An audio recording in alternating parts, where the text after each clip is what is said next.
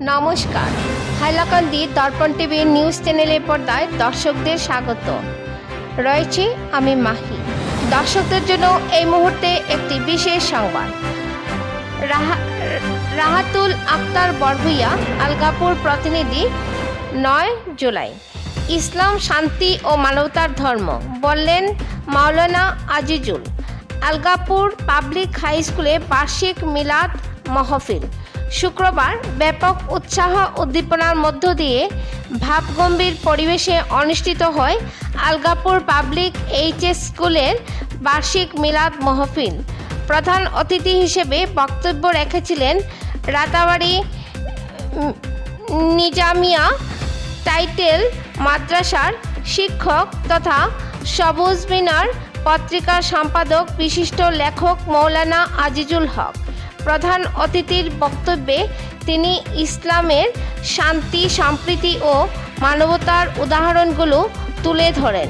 প্রায় 40 মিনিটের বক্তব্যে বিশ্বনবীর আদর্শ ব্যাখ্যা করে অত্যন্ত প্রাঞ্জল ভাষায় তিনি বলেন, বিনা রক্তপাতে মক্কা বিজয় শান্তি ও সম্প্রীতির বড় প্রমাণ।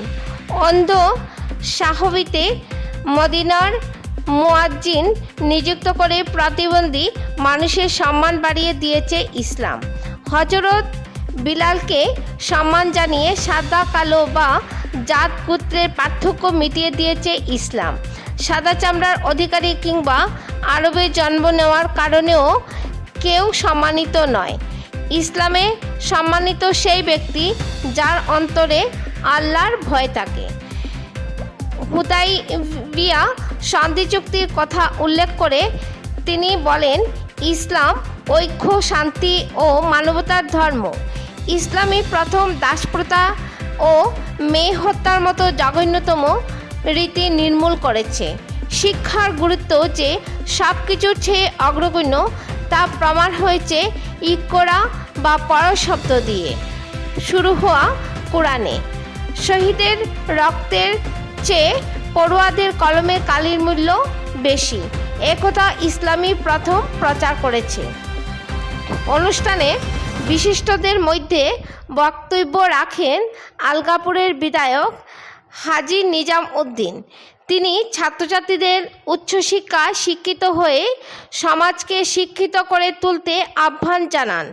তাছাড়া তিনি অত্র স্কুলের উন্নতি এবং ছাত্রছাত্রীদের উজ্জ্বল ভবিষ্যৎ কামনা করেন ও স্কুলের অসম্পূর্ণ কাজ সম্পূর্ণ করা আশ্বাস দেন বিধায়ক হাজী নিজামুদ্দিন চৌধুরী। বিশেষ অতিথি হিসাবে বক্তব্য রাখেন কারি মৌলানা ফখর উদ্দিন। তিনি মহানবী হযরত মুহাম্মদ এর যাপিত জীবনের আদর্শিক দিকগুলো আলোচনা করেন। বিস্তারিত দেখুন আলগাপুর থেকে পাঠানো আমাদের প্রতিনিধি রাহাতুল আক্তার বরভূইয়ার রিপোর্টের মাধ্যমে। হাইলাকান্দি দর্পণ টিভি। দেশের জন্ম নিলেও সম্মানিত হতে পারবে না। আরব দেশের কোনো মানুষ অনারব বা ভারতীয় মানুষের চাইতে বেশি সম্মানের অধিকারী নয়, যদি উনার মধ্যে আল্লাহর ভয় বা তাকওয়া না থাকে। ঠিক তেমনি যদি কোনো কালো মানুষ সাদা মানুষের চাইতে বেশি সম্মানিত মনে করেন, তাহলেও সেটা ভুল হবে। পরিষ্কার সাদা মানুষের সম্মান কালো মানুষের চাইতে বেশি নয়, ইল্লা বিত্তাকওয়া, যদি তাকওয়া বা পরহেজগারি নিজের অন্তরে আল্লাহর ভয় না থাকে। সুতরাং ইসলামে কালো এবং সাদার কোনো পার্থক্য নেই। ইসলামে জাত ধর্মের বিশেষ কোনো পার্থক্য নেই। ইসলামের ধনী গরিবের বিশেষ কোনো বালাই নেই। ইসলামের সবচেয়ে বড় বিষয় হচ্ছে যে আল্লাহর ভয় অন্তরে থাকা। অনেক মানুষ অতি সুন্দর উঁচা এবং বড় বংশের হতে পারেন, কিন্তু যদি উনি উপযুক্ত মানুষ না হন, তাহলে সেই বংশের কারণে, সেই উঁচা শরীর বডি হওয়ার কারণে, সাদা চেহারা হওয়ার কারণে উনি বেশি সম্মানিত হতে পারেন না। নবীজি বলেছেন, জাত যে ধর্ম, আপনারা শুনলে অবাক হবেন। বিশ্বনবী সাল্লাল্লাহু আলাইহি ওয়াসাল্লাম অত্যন্ত মানবতার নবী ছিলেন। ইসলাম শান্তি ও মানবতার ধর্ম, ইসলাম ঐক্যের ধর্ম, ইসলাম মানুষকে ভালোবাসার ধর্ম, ইসলাম সর্বসৃষ্টি, এমনকি গরু মহিষ, এমনকি কুকুর মেকুরের প্রতি যদি কেউ ভালোবাসা পোষণ করে, যদি সাহায্য সহযোগিতার হাত বাড়িয়ে দেয়, তথাপি তার জন্য উত্তম প্রতিদান রয়েছে। এই হচ্ছে ইসলাম।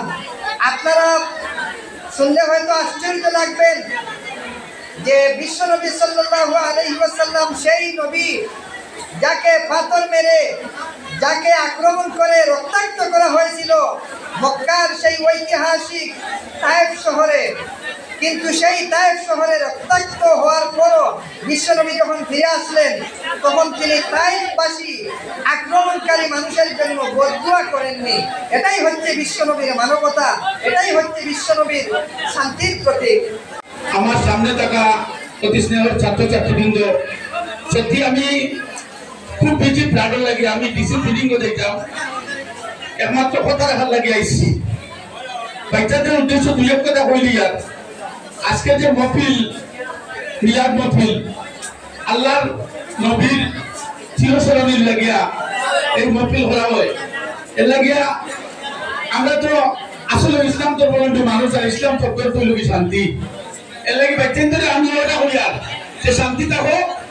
আর শিক্ষকগণের সম্মান করতে হবে, শিক্ষকগণের সম্মান করবায়। আর রেজাল্ট ভালো হইতো, কারণ এটা ঐতিহ্যবাহী স্কুল। এই স্কুলের রেজাল্ট ভালো হইতো, এই রেজাল্টের উপরে এই স্কুলের ভবিষ্যৎ হইব। এর লাগিয়া আমি সবার কাছে বিনীত অনুরোধ করবো যে সবাই ভালোভাবে রেজাল্ট হইতো, ভালোভাবে লেখাপড়া করবে। আর বাড়িতে গিয়ে এখন বলবে যে আমরা এমএলএ স্যার আইসা আইসা আমরা স্কুলও আর হইয়া গেছে। লাগলে 3 বার টাকা 2 বার আইতাম, ওইলে বাচ্চাদের তোমাদের বাবার মা বাবার 3 বার টাকা 2 বার আইতাম, সুশিক্ষা শিক্ষিত বানাইয়া দিতা। আর আমরা দোয়া আছে ইনশাল্লাহ। আমি স্কুলের জলমরের আমার প্রিন্সিপাল স্যার যেটা গিয়া তার লাস্ট সময় এর লাগে তাই দোয়া করবো। আমরা লাগে আমরা সবাই দোয়া করবো তার লাস্ট জীবন যাতে সুন্দরভাবে চলিয়া যায়, আমরা ওটাও কামনা করি। আর স্কুলের এই ইয়ে বাড়া লাগিয়া গভর্নমেন্টের মাঝে একটা অপশন যেত, স্কুলের খারাপ হয়েছে 3 পয়সা দিবার লাগিয়া ইনশাল্লাহ আমি এই স্কুলের নাম ঢুকিয়ে দিব। ওগুলো আবার বক্তব্য শেষ করলাম। আসসালামু আলাইকুম।